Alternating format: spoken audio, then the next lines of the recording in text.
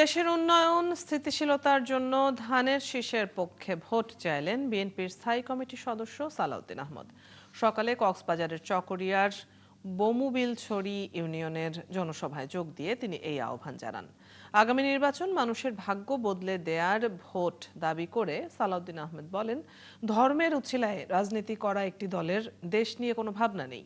জানান, ফ্যাসিবাদের পুনরুত্থান ঠেকাতে এমন সংবিধান প্রণয়ন করা হবে যার মধ্য দিয়ে গণতান্ত্রিক ব্যবস্থায় ফিরবে দেশ।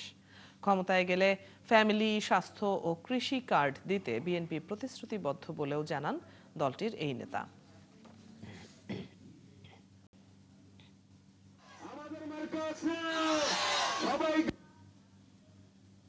এই দেশে যাতে আর কোনোদিন ফ্যাসিবাদের উৎপত্তি না হয়, অগণতান্ত্রিক শক্তির উৎপত্তি না হয় এবং স্বৈরতন্ত্রের কোনোদিন যেন উৎপত্তি না হয়, সেরকম একটি সংবিধান আমাদেরকে সংশোধনী আনতে হবে।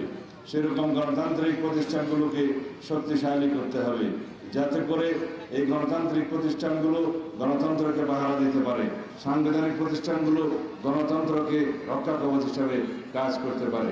সেই জন্য আপনাদের প্রতি আমার অনুরোধ, আগামী দিনের যে নির্বাচন, এই নির্বাচন হচ্ছে বাংলাদেশের বাক বদলে দেওয়ার নির্বাচন, আমাদের আপনাদের সবার ভাগ্য পরিবর্তনের নির্বাচন।